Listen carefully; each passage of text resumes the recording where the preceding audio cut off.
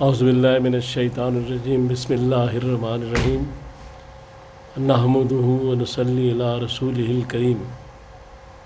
انتہائی قابل احترام سامعین و حاضرین، مجھ سے اچھے لوگوں، السلام علیکم ورحمۃ اللہ وبرکاتہ۔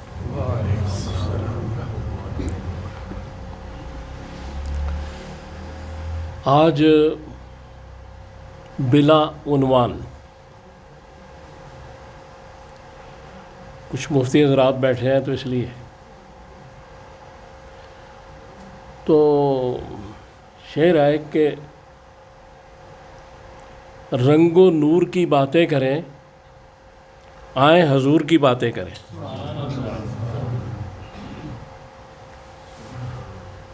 تو حضور سرور کائنات صلی اللہ تعالیٰ علیہ وآلہ وسلم کا جو ذکر ہے، بڑی اہم عبادت، خصوصاً اس مہینے میں۔ تو مجھے ایک حدیث میری نظر سے گزری، مشکات کی جلد سوم میں، نمبر ہے اس کا 5626 جی 5630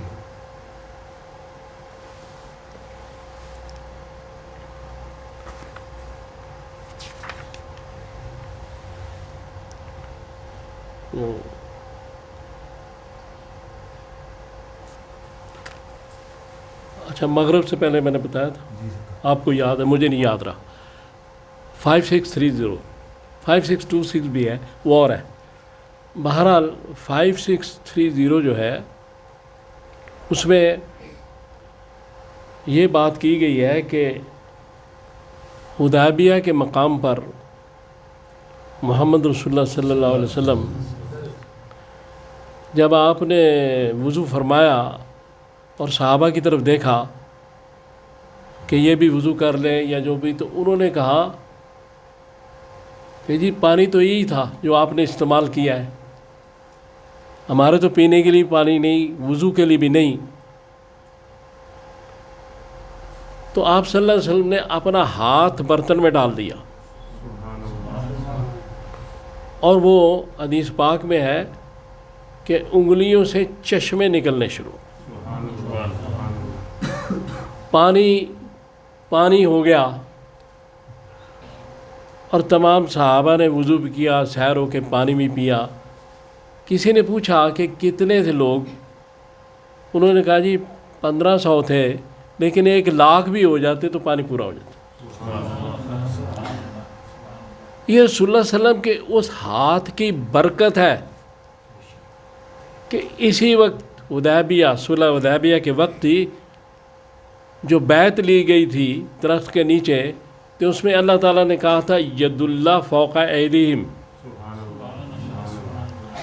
لہذا جس ہاتھ کو اتنا بڑا خطاب مل چکا تھا، اس کی انگلیوں سے تو چشمے کیا، جو کچھ بھی جاری ہو سکتا تھا، فیض ہی فیض، خیر ہی خیر۔ اور جن لوگوں نے پانی پیا ہوگا، جن لوگوں نے اس پانی سے وضو کیا ہوگا، کتنے بابرکت وہ لوگ ہوں گے۔ اور وہ اتنا برکتوں والا پانی، وہ تو یہ پانی نہیں تھا، چونکہ یہ جو پانی ہوتا ہے، یہ سورہ بقرہ کی آیت نمبر 60 میں آپ آئے نا، تو وہاں پتہ چلے گا کہ حضرت موسیٰ کو جو پانی کی ضرورت ہوئی تو اللہ نے کہا کہ لاٹھی اس پتھر پہ مار، اس میں سے پانی نکلے گا۔ تو وہ جو پتھر سے پانی نکلتا ہے وہ زمین سے نکلتا ہے، تو زمین کا پانی ہوتا ہے، پانی زمین کے نیچے ہوتا ہے۔ جو انگلیوں سے پانی جاری ہوتا ہے، وہ عرش الہی سے آگے جانے والی ہستی۔ تو اس لیے یہ سارا وہاں کمال ہوا۔ تو رسول اللہ صلی اللہ علیہ وآلہ وسلم کے معجزات اتنے زیادہ ہیں کہ ان کو تو ساری زندگی نہیں بیان کیا جا سکتا۔ اور اس کے بعد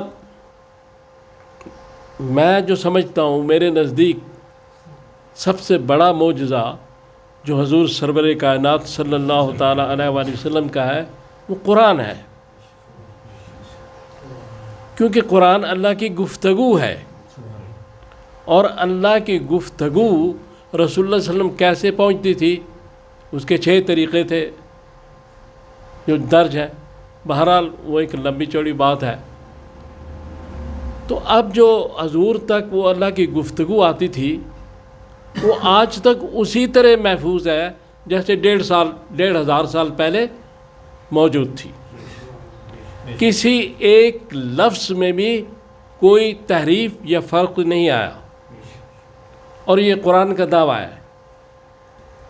اور اس سے بڑا معجزہ کیا ہو سکتا ہے کہ 1,500 سال پہلے کی تحریر جو ہے آج بھی اسی طرح موجود ہے. اور پھر دوسرا یہ کہ وہ جو قرآن نے ایک چیلنج کیا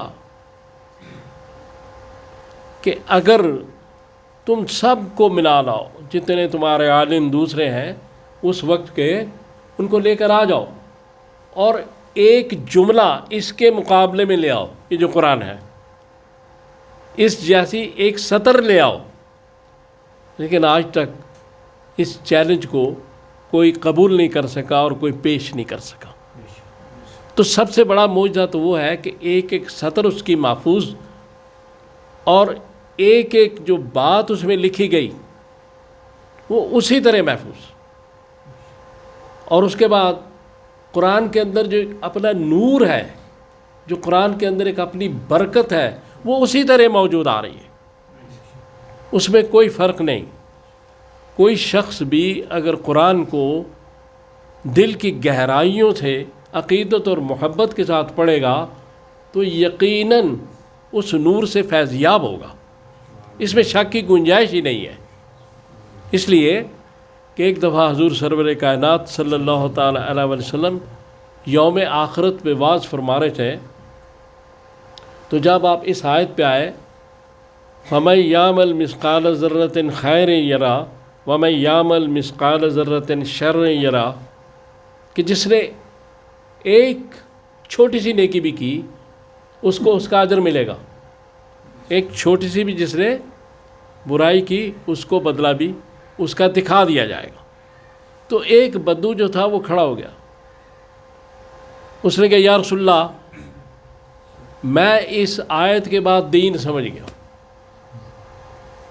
اور یہ کہہ کے چلا گیا. تو آپ صحابہ کی طرف آپ نے دیکھا اور آپ نے کہا کہ بات، آپ مسکرائے اور آپ نے کہا بات اس کی سمجھ میں آ گئی ہے.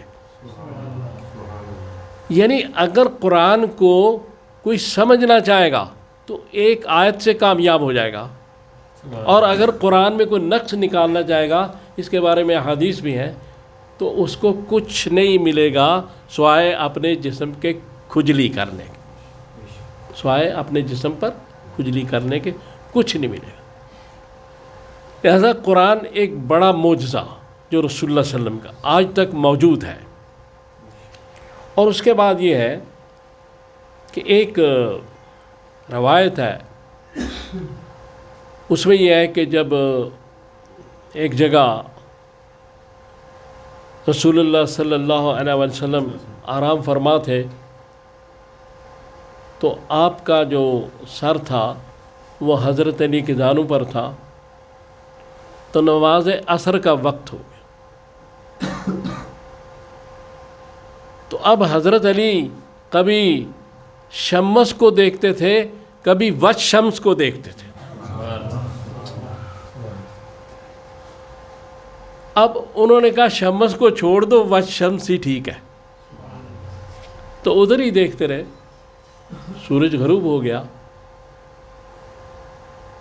تو جب رسول اللہ صلی اللہ علیہ وسلم کے علم میں یہ بات آئی تو آپ نے سورج کو پلٹایا اور وہیں لے کر آئے جہاں اس نماز کا وقت تھا. حالانکہ حضرت علی اقتدائے رسول میں تھے اور وہ بھی نمازی تھی، لیکن چونکہ گنتی کم ہو رہی تھی اس لیے سورج کو واپس لایا گیا. تو اگر رسول اللہ صلی اللہ علیہ وسلم کے چہرے کو دیکھنے والا جو حضور کے چہرے عطر کو دیکھے اور دامن رسول نہ چھوڑے، نماز چھوڑ دے اور دیکھتا رہے چہرے عطر کو، تو وہ اتنی زبردست اس میں بات آ جاتی ہے کہ نظام شمسی زیر و زبر ہو جاتا ہے. جو سورج مشرق سے نکلتا تھا وہ مغرب سے نکلا. تو اس لیے پھر بعد میں ایک حدیث پاک ہے جس میں کہا گیا، حضرت عائشہ صدیقہ رضی اللہ تعالی عنہا نے اپنے والد سے پوچھا، حضرت ابوبکر صدیق رضی اللہ تعالی عنہ سے، کہ آپ علی کے چہرے کی طرف کیا دیں؟ تو انہوں نے کہا مجھے رسول نے کہا ہے کہ علی کے چہرے کو دیکھنا عبادت ہے. تو اس واقعے کے بعد یہ بات سمجھ میں آتی ہے کہ جس چہرے کو دیکھ کے علی کا چہرہ عبادت بن گیا، وہ چہرہ کیا تھا؟ اس چہرے کی کتنی نورانیت تھی، اس چہرے کا کتنا حسن تھا. لہذا اس لیے ہم تو یہ ہے کہ اپنی جو بہت کم علمی اور عقیدت رسول میں تو ہم کچھ بھی نہیں کہہ سکتے، جو ہمارے بس میں ہے کرتے ہیں، لیکن جو مقام ان کا ہے اس کو تو اللہ کے سوا نہ کوئی جانتا ہے نہ بیان کر سکتا ہے.